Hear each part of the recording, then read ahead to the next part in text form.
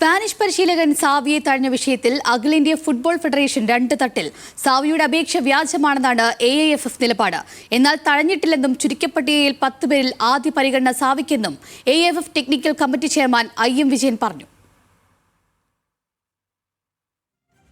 സാവിയൊക്കെ India നമുക്ക് ഭയങ്കര അഭിമാനമാണ്.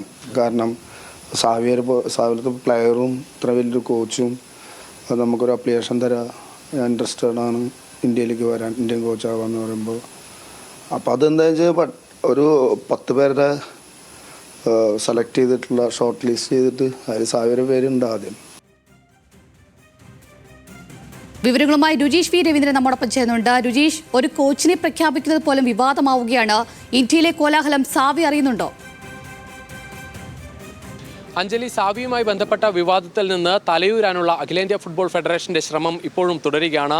ഏറ്റവും ഒടുവിൽ ഫെഡറേഷന്റെ വാർത്താക്കുറിപ്പിൽ വ്യക്തമാക്കുന്നത് ഈ രണ്ട് അപേക്ഷകൾ, സാവിയുടെയും പെപ് ഗാർഡിയോളയുടെയും പേരിൽ വന്ന അപേക്ഷകൾ വ്യാജമാണെന്നും അതിനാൽ ആ അപേക്ഷകൾ തള്ളുകയാണെന്നും ഏറ്റവും ഒടുവിൽ 3 പേരുടെ ചുരുക്കപ്പട്ടിക തയ്യാറാക്കിയിട്ടുണ്ട് എന്നാണ് അഖിലേന്ത്യാ ഫുട്ബോൾ ഫെഡറേഷൻ വ്യക്തമാക്കുന്നത്. അഖിലേന്ത്യാ ഫുട്ബോൾ ഫെഡറേഷന്റെ തന്നെ ടെക്നിക്കൽ കമ്മിറ്റി അംഗങ്ങളാണ് ആദ്യം സാവിയുടെ പേര് 170 അപേക്ഷകളിൽ ഉണ്ട് എന്നും പ്രതിഫലം കൂടുതലായതിനാൽ അപേക്ഷ ണെന്നും അറിയിച്ചത്. ഇതിന് പിന്നാലെയാണ് വലിയ തരത്തിൽ വിമർശനം ഉയർന്നത്. അന്തർദേശീയ തലത്തിൽ തന്നെ ഈ വാർത്ത വലിയ പ്രചാരം നേടുകയും ചെയ്തു. എന്തായാലും ഇതുവരെ സാവിയുമായി ബന്ധപ്പെട്ട ആരും ഈ വാർത്ത സ്ഥിരീകരിച്ചിട്ടില്ല. അന്താരാഷ്ട്ര മാധ്യമപ്രവർത്തകനായ ഫാബ്രിസിയോ റൊമാനോ പറയുന്നത് സാവിയുമായി ബന്ധപ്പെട്ട ആളുകളോട് സംസാരിച്ചിരുന്നു, ഇന്ത്യൻ കോച്ചാകാനുള്ള അപേക്ഷ സാവി നൽകിയിട്ടില്ല എന്നാണ് അവർ വ്യക്തമാക്കുന്നത്. അഖിലേന്ത്യാ ഫുട്ബോൾ ഫെഡറേഷന്റെ ടെക്നിക്കൽ കമ്മിറ്റി ചെയർമാനായ IM വിജയനാകട്ടെ സാവിയുമായി ബന്ധപ്പെട്ട് സംസാരം തുടരുകയാണ്.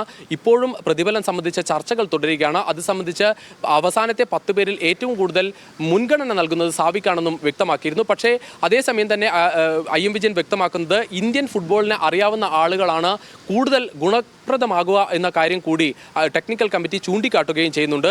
എന്തായാലും ഏറ്റവും ഒടുവിൽ 3 പേരെ ചുരുക്കപ്പട്ടികയിൽ ഉൾപ്പെടുത്തിയെന്ന് അഖിലേന്ത്യാ ഫുട്ബോൾ ഫെഡറേഷൻ പറയുമ്പോൾ ആ 3 പേരിലേക്ക് തന്നെയാണ് ഇപ്പോൾ ചർച്ച പോകുന്നത്. ഖാലിദ് ജമീലിന് കൂടുതൽ മുൻതൂക്കം നൽകും എന്നാണ് ഇപ്പോൾ മനസ്സിലാക്കുന്നത്. അതുകൊണ്ട് തന്നെ 10 ദിവസത്തിനുള്ളിൽ തന്നെ പുതിയ പരിശീലകനെ പ്രഖ്യാപിക്കാനുള്ള നടപടികളുമായി മുന്നോട്ട് പോവുകയാണ് അഖിലേന്ത്യാ ഫുട്ബോൾ ഫെഡറേഷൻ. എന്തായാലും ഈ വിഷയത്തിൽ അഖിലേന്ത്യാ ഫുട്ബോൾ ഫെഡറേഷന്റെ വിവിധ തട്ടുകളിലുള്ള ആളുകൾ പല പ്രതികരണങ്ങൾ നടത്തുന്നത് വലിയ നാണക്കേടായി മാറിയിരിക്കുകയാണ്.